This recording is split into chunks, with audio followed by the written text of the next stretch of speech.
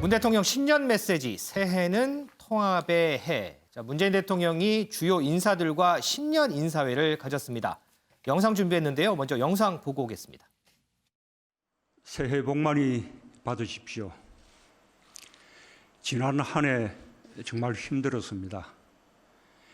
평범한 일상이 그리워지고 소원이 될 만큼 모두가 힘들었습니다. 코로나 대응의 최일선에 섰던 방역진과 의료진, 거리두기에도 일상을 유지할 수 있도록 뒷받침해 준 필수 노동자들의 희생이 눈물겹게 고맙습니다.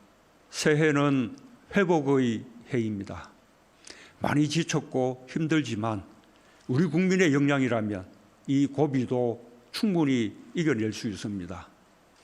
새해는 통합의 해입니다.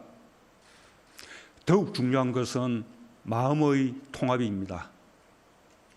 우리가 코로나에 맞서 기울인 노력을 서로 존중하고 우리가 이룬 성과를 함께 인정하고 자부하며 더 큰 발전의 계기로 삼을 때 우리 사회는 더욱 통합된 사회로 나아갈 수 있을 것입니다. 2021년 우리는 우보천리, 소걸음으로 천리를 가듯 끈질기고 꾸준하게 그리하여 끝끝내 소중한 일상을 회복할 것입니다. 선도국가를 향해 힘차게 함께 갑시다. 윤지영 기자. 네. 지금 이 뒤에 영상 보니까 올해 신년 인사회도 화상으로 진행이 됐나 봐요. 네, 그렇습니다. 보시는 것처럼 문재인 대통령의 이 뒤쪽에 있는 이 배경 50명의 이 사람들이 참석을 한 것을 50명이요? 예, 화상 영상으로 볼 수 있고요. 문 대통령이 바라보고 있는 이 앞에도 이 화면이 똑같이 나와 있어서요. 이 대통령이 보면서 신년 인사회를 진행을 할 수 있었습니다. 이번 신년 인사회의 주제는 위기에 강한 나라, 든든한 대한민국이었는데요. 이 신년 인사회에는 오부 요인과 정관계 재계 인사, 그리고 사회적 의인 등 일반 국민 8명 등 50여 명이 참석을 했습니다. 이 예년에는 200여 명이 참석을 했었는데요. 근데 올해에는 코로나19로 인해서 이게 화상회의로 진행이 되면서 이 화상회의의 기술적인 문제로 50명 정도로 인원을 축소를 한 것이고요. 그래서 초청 대상에서는 윤석열 검찰총장과 최재형 감사원장은 빠졌습니다. 윤경호 의원님, 지금 윤지영 기자가 짚었는데 윤석열 검찰총장하고 최재형 감사원장이 이번 신년회에 빠졌다. 윤 총장은 작년에는 신년회에 참석을 했었거든요. 그런데 두 사람 공통점이 올해 이게 정부랑 좀 안 좋았던 그런 부분이 있어서 빠진 걸까요? 청와대에서 뭐 하면서 꼭 그런 이유로 뺐다. 물론 언론에서는 그렇게 보면 재밌긴 하겠지만 저는 네. 뭐 그렇게 보고 싶지 않고요. 국무위원이라고 그랬으니까 최재형 감사원장은 뭐 빠졌다고 하는 건 이해가 가고 윤석열 총장 그다음에 김창룡 총장은 외청장이잖아요. 그렇죠. 예, 법무부 장관이나 행안부 장관이 가는 걸로 대체하면 될 것 같고 저는 뭐 그런 거보다 저 신년 인사회 영상으로 하는 거 보고 정말 코로나가 얼마나 우리 생활을 바꿔놨는가를 좀 실감했어요. 이번 우리 신년이 되고 나서 각자 속해 있는 이 사무실에서도 뭐 그렇게 과거와 같은 신년 인사 못하지 않았습니까? 그렇죠. 마찬가지로 이제 재계 신년 인사, 금융계 신년 인사, 뭐 각계에서 이 신년에 벌였던 전체가 모여서 했던 이런 신년 인사회는 불가능하고 저런 방식으로밖에 안 될 것 같다 이런 생각이 들어요. 문재인 대통령이 오늘 한 신년 인사는 그야말로 신년 인사 차원에서 한 거라고 보이고요. 그래서 아마 통합이라는 키워드만을 몇 번 아마 강조를 했을 것 같은데 굳이 이제 그런 쪽으로 따져보자면 아마 신년 초니까 문재인 대통령이 국민들을 향해서 신년사 내놔야 되지 않겠습니까? 아마 조만간 뭐 그런 어떤 내용을 담아서 내놓을지 모르겠는데 그게 저는 오히려 더 굉장히 궁금해지고요.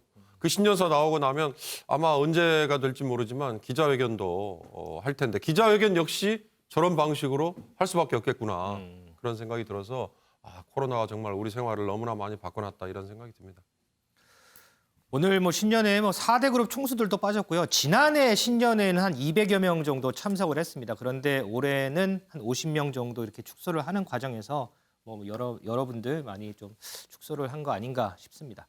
윤지영 기자, 조금 전에 이제 문재인 대통령 발언을 들어봤는데 뭐 저희가 이제 짧게 이제 축소를 했잖아요. 그런데 네. 오늘 발언 중에 조금 최근에 여러 논란이 되는 이런 문제들에 대해서 좀 발언한 게 있어요. 예를 들면 뭐 사면 문제라든지 뭐 이런 부분들. 네, 사면과 관련된 직접적인 언급은 없었습니다. 문 대통령의 신년 인사회, 이 새해 화두는 치유, 도약, 그리고 가장 강조된 것이 바로 통합이었는데요. 앞서서도 들으셨지만 문재인 대통령은 새해는 통합의 해다라고 하면서 더욱 중요한 건 마음의 통합이다라고 밝혔습니다. 그러면서 코로나19에 맞서서 기울인 노력을 계기로 삼아서 더 통합된 사회로 나아갈 수 있다라고 했는데요. 뭐 일각에서는 이 문 대통령이 언급한 이 통합 발언 이것을 뭐 사면과 연결을 짓기도 하는데 이게 그렇게 연결됐다고 보는 것은 좀 무리인 것 같고요. 다만 이 코로나19 사태 극복을 위해서 통합이 필요하다라고 언급한 것으로 보입니다. 이 통상 1월 중순쯤에 신년 기자회견이 열리거든요. 네. 이 신년 기자회견에서는 사면과 관련된 발언이 나올지 주목됩니다. 소 의원님, 이 사면 관련해서 오늘 한 조간 보도 보니까 전직 대통령 2명 중에 1명만 사면을 할 거다 뭐 이런 얘기가 있던데 이건 가능성이 있는 얘기인가요?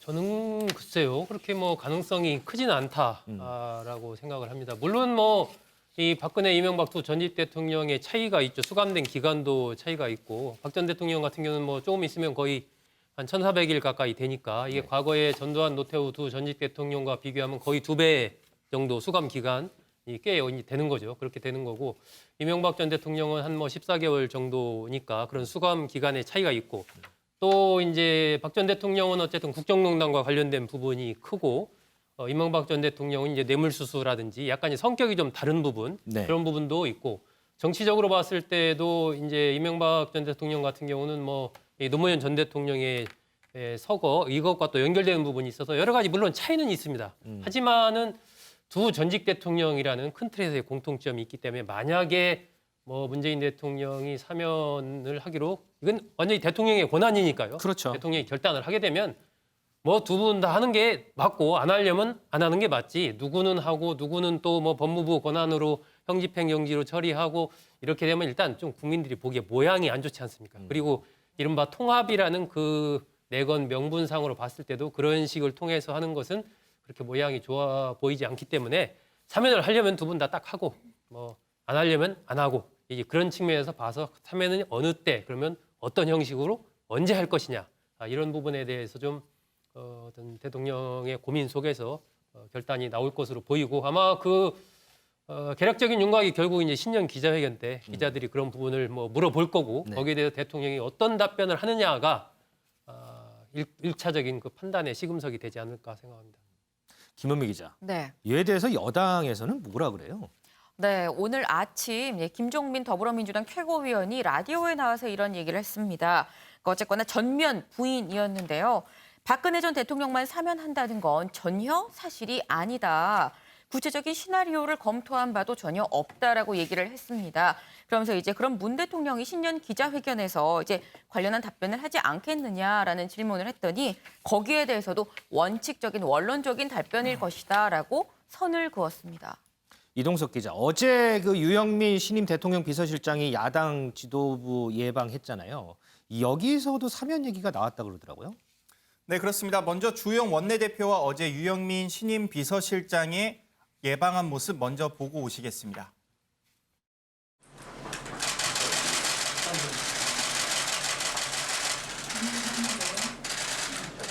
사면은 또 대통령만이 행사할 수 있는 고유 권한이기 때문에 국민 통합에 기여하는 쪽으로 결론이 날 수 있도록 잘 부탁을 드리겠습니다. 아니, 우리가 사면을 요구했던 것도 아닌데 여당 대표가 사면 건의하겠다 하고 난 다음에 자기들끼리 사면이 되느니 안 되느니 반성을 해야 되느니 하는 자체가 수모 아닙니까? 우리뿐만 아니라 그 두 전직 대통령에 대해서도 엄청난 수모지.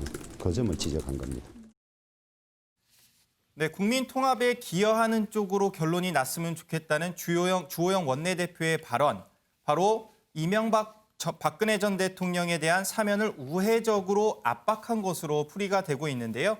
이에 대해 유영민 비서실장은 잘 전달하도록 하겠습니다. 이런 짧은 입장을 전한 것으로 전해졌습니다. 주 원내대표에 앞서 유영민 실장을 예방한 김종인 비대위원장의 발언에도 관심이 모아졌었는데요. 사면 관련 언급은 하지 않아 눈길을 끌었습니다.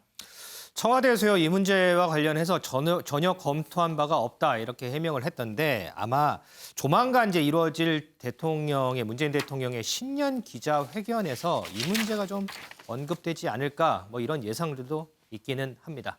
자, 최근 정치권에요, 주목받는 사람이 한 명 더 있습니다. 문재인 대통령의 최측근으로 꼽히는 소위 삼철 중에 한 명이죠. 양정철 전 민주연구원장인데요. 먼저 양 전 원장 영상부터 보고 오겠습니다.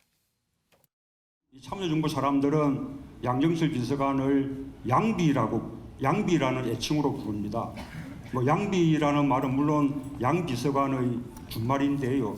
양 비서관에 대해서만 그 양비라고 저희가 애칭으로 부르는데 그만큼 우리 양 비서관이 청와대 그 많은 비서관들 가운데서도 말하자면 참여정부를 대표하고 상징하는 그런 인물이라는 뜻이 될 것 같습니다. 저는 당에 헌신을 하러 온 것이지 재정치를 하러 온 게 아닙니다. 그 당에서 혹시 출마 요구를 하신다거나 헌신을 하러 왔습니다. 그래서 오늘부터 저는 문재인의 복심은 양정철이 아니라 고민정이라고 표현해 주시기를 부탁드립니다. 이번에 고민정 후보가 당선되면 문재인 대통령이 참 좋아하고 기뻐하실 것입니다. 윤지영 기자, 네. 양 전 원장 곧 한국 떠난다면서요. 네, 그렇습니다. 양정철 전 원장은 앞서 앵커께서도 말씀하신 것처럼 다양한 별칭을 가지고 있을 정도로 문재인 대통령의 최측근으로 꼽힙니다. 하지만 아직까지 별다른 공직은 맞지 않았는데요. 양 전 원장 이달 말에 미국으로 출국하는 것으로 알려졌습니다. 네. 양 전 원장은 지난 2017년 문재인 정부 출범 직후에도 이 잊혀질 권리를 달라라면서 뉴질랜드와 일본 등 해외에 머물렀는데요. 이후에 2019년도에 민주연구원장을 맡기는 했지만 지난 총선에서 이 당시 출마설에 대해서도 부인을 하면서 총선 직후 다시 야인으로 돌아갔습니다. 최근에는 노영민 비서실장에 이어서 이 차기 비서실장이 될 것이다라고 했지만 결국 유영민 신임 비서실장이 임명이 됐고요. 양 전 원장은 이달 말에 미국으로 출국을 해서 이 해외 연구기관에서 정책 연구에 정진하겠다라고 밝혔습니다. 글쎄요, 이제야 비로소 잊혀질 권리를 찾는 건지는 잘 모르겠습니다. 윤경호 의원님, 물론 아직 대선까지는 많이 남았습니다.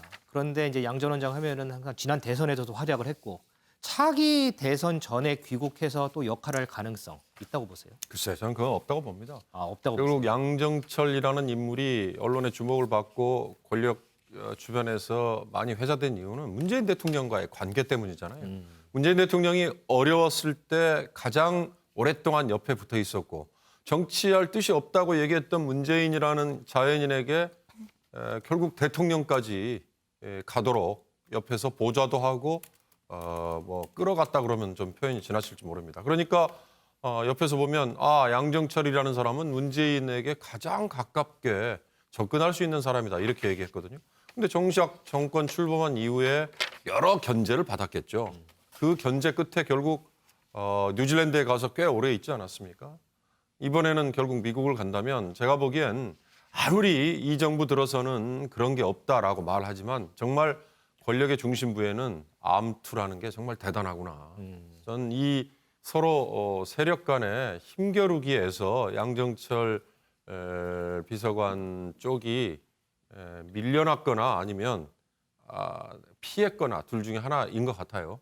그런 점에서 양정철이라는 인물은 이 문재인 정부 시대의 역할은 지난번 총선이 가장 정점이었고 또 본인이 총선 이후에 아까 잠깐 자료화면에 나왔습니다만 헌신이라는 표현을 했고 그다음에 총선 이후에도 다른 자리도 맞지 않고 또 인사 개입했다 이런 거에 대한 잡음도 확인된 건 아직 없잖아요. 그런 걸로 보면 저런 보이지 않는 뒤에서의 역할로 결국 문재인 정부에서의 자기의 임무를 다 하는 걸로 그냥 끝낼 것 같다 이런 생각이 드네요. 우리 소 의원님도 지금 윤경호 의원 얘기처럼 암투에 밀려나서 미국으로 갔다 이렇게 보시나요? 저는 좀 다르게 보는데요. 양정철 원장이 대선 전에 분명 어떤 역할을 저는 할 것으로 봅니다. 지금 현재 이제 여권의 어떤 구조를 본다면 이 양정철 전 원장을 정점으로 한 이 광흥창 팀에서 현재 문재인 정부 탄생의 1등 공신들 아닙니까? 그리고 이제 대선이라는 큰 이 선거운동을 치렀던 그 전문가들이 쭉 포진이 돼 있어요. 그 사람들의 정점에 이제 양정철 원장이 있기 때문에 올 하반기에 진행될 대선 후보 경선 그리고 내년 이 대선 이 흐름에서 저 그룹의 핵심적인 생각이 뭐냐면 정권 재창출에 반드시 성공해야 된다는 생각을 가지고 있습니다. 그것이 문재인 정부의 성공을 위한 제 첫 번째 과제다라는 생각을 갖고 있기 때문에 양정철 원장으로서는 어쨌든 차기 정권 재창출을 해야만 거기에 기여하는 것이 곧 문재인 대통령을 위하는 것이다 이런 생각을 갖고 있을 것으로 저는 보고 그렇기 때문에 아마 내년 대선을 앞두고 또 빠르면은 하반기에 진행될 여권 내의 경선 이런 흐름과 관련해서도 어떤 역할을 하지 않을까 저는 그렇게 판단합니다.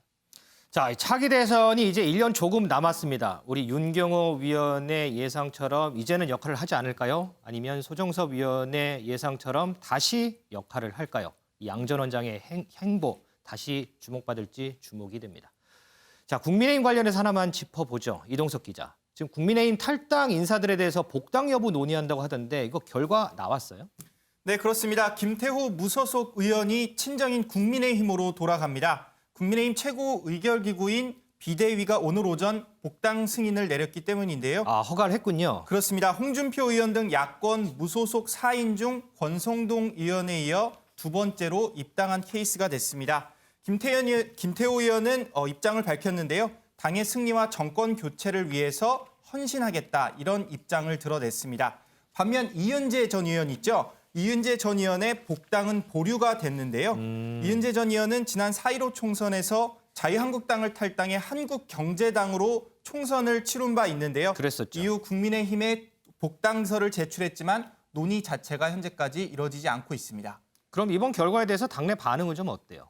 네, 이은재 전 의원의 경우 당내 복당을 허용하지 말아야 된다 이런 의견이 굉장히 많습니다. 바로 당내 이미지를 과거에 훼손했다 이건데요. 이은재 전 의원의 과거 활동 모습 보고 오시겠습니다. MS밖에 없는 프로그램입니다. 이거 한글 워드하고요. 아니 그러니까 그러기 위해서 일부러 거기하고 수의 계약을 하신 거죠. 이사리가 어느 자리에 와서 이렇게 막 그렇게 그냥 거짓말 증언하십니까? 정확히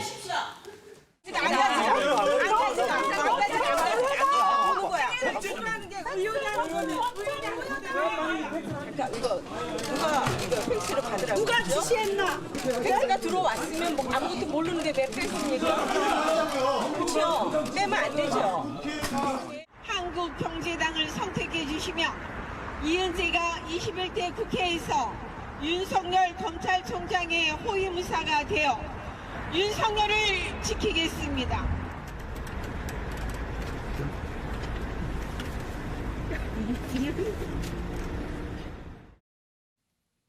네, 정원석 국민의힘 비상대책위원은요. 이은재 전 의원에 대해 천박한 정치인이라면서 퇴물 정치인이라고 굉장히 강도 높은 비난을 쏟아냈습니다. 국민의힘은 하수처리장이 아니라며 당을 희화시킨 당사자를 구제하는 것은 일반 상식에 반한다고 주장했습니다. 글쎄요, 이 정원석 국민의힘 비대위원장이 비판했던 부분들, 뭐 당을 희화화시킨 이런 이력들, 이런 부분들이 복당의 걸림돌이 됐을지 글쎄요, 취재를 한번 좀 더 해봐야 될 것 같습니다.